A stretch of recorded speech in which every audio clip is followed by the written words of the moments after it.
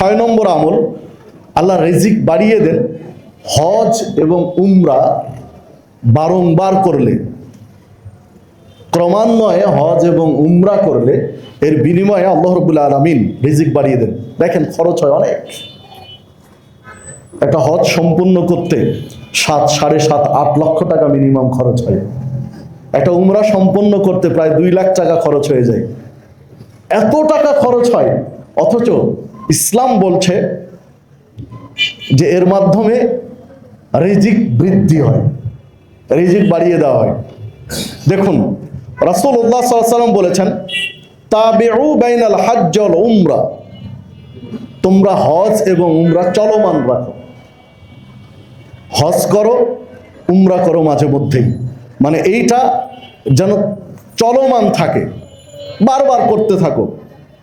ফাইন্নাহুমা ইয়ানফিআনিল ফাকরা ওয়াদ দুনুবা, কেননা এর মাধ্যমে, হজ এবং উমরার মাধ্যমে দারিদ্রতা, অভাব মোচন হয় এবং পাপ ঝরে যায়। আল্লাহ রাসূল সাল্লাল্লাহু আলাইহি ওয়াসাল্লাম বলছেন, হজ এবং উমরা করার মাধ্যমে দারিদ্রতা মোচন হয়, অভাব দূর হয় এবং পাপ মুছে যায়। কামা ইয়ানফিল কিরো খাবাসাল হাদিদ ওয়াদ যাহাব ওয়াল ফিজ্জা, যেমন ভাবে লোহা, স্বর্ণ এবং রূপ্য থেকে তাপ দিয়ে ময়লা দূর করা হয়।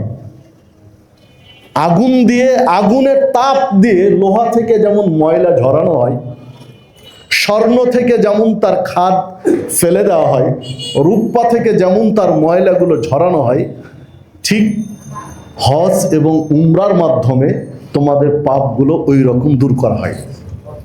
ওইভাবে তোমাদের দারিদ্রতাকে দূর করা হয়। ওয়ালাইসা লিল হাজ্জাতিল মাবরুর ওয়া সাওয়াবুন ইল্লাল জান্নাহ, তবে হজ কবুল হয়ে গেলে এর একমাত্র প্রতিদান হলো জান্নাত। যদি হজ কবুল হয়ে যায় তাহলে তার প্রতিদান একটাই, সেটা হচ্ছে জান্নাত।